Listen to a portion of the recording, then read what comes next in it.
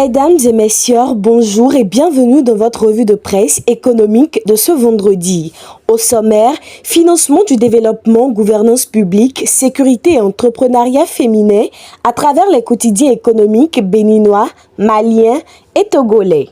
Dans les colonnes de sa dernière parution de la semaine, l'économiste du Bénin met en lumière les contrastes entre la progression économique du Sud global et son accès encore limité aux financements internationaux. Selon le rapport 2025 sur le commerce et le développement de la CNUSED, les pays en développement représentent désormais plus de 40% de la production mondiale et une part croissante du commerce international.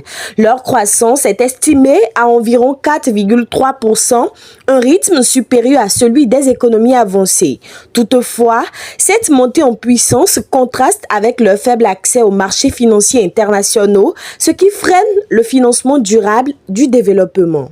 Toujours à la une au Bénin, une distinction internationale est venue saluer les efforts du Parlement. Le président de l'Assemblée nationale, Louis Gbéounou Vlavonou, a été distingué le 19 janvier 2026 par l'Organisation mondiale des parlementaires contre la corruption. Cette reconnaissance met en avant les réformes engagées en matière de transparence et de contrôle des finances publiques, fruit d'un engagement collectif au service de l'intégrité parlementaire. Cap ensuite sur le Mali. Entre devoirs de mémoire et enjeux sécuritaires, l'armée malienne a célébré ses 65 ans d'existence le 20 janvier 2026 lors d'une cérémonie présidée par le général d'armée Assimi Goïta à Bamako. L'événement a été marqué par des hommages aux soldats tombés, des décorations militaires, un appui financier aux familles des victimes et un défilé militaire. Le chef de l'État a salué les avancées sécurité enregistrées et annoncé une intensification des opérations militaires en 2026, tout en réaffirmant la volonté des autorités de renforcer la souveraineté et la stabilité du pays. Dans le même temps, le quotidien économique malien relaie une actualité sénégalaise. Le Premier ministre Ousmane Sonko a présenté en Conseil des ministres le plan spécial d'investissement et de financement 2026-2028 destiné à transformer durablement le tissu productif national. Ce plan met l'accent sur une orientation ciblée des financements, la mobilisation du secteur privé et le renforcement du capital humain avec plusieurs projets structurants attendus d'ici 2028.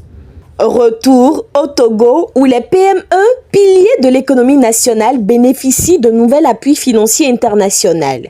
Le Fonds régional d'investissement pour les micro, petites et moyennes entreprises en Afrique subsaharienne a enregistré un apport de 13 millions de dollars de la banque allemande KfW. Cet investissement vise à renforcer les ressources des institutions financières locales afin de faciliter l'accès au crédit, notamment pour les femmes entrepreneurs et les secteurs à fort impact social. Enfin, l'économiste du Togo referme la revue de la semaine aux côtés de la Fédération des femmes entrepreneurs et femmes d'affaires du Togo. L'organisation a lancé à Lomé la deuxième cohorte du programme Women Export Readiness après une phase pilote jugée concluante.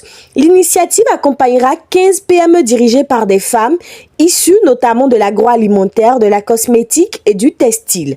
Soutenues par le ministère du Commerce et des partenaires techniques tels que la GIZ et la HOC, cette démarche s'inscrit dans la dynamique de la ZLECAf et ambitionne de positionner les entreprises féminines togolaises sur les marchés régionaux et internationaux. C'est tout pour ce dernier numéro de la semaine. N'oubliez pas de nous suivre sur l'ensemble de nos plateformes digitales pour rester informés en temps réel de l'actualité dans la région.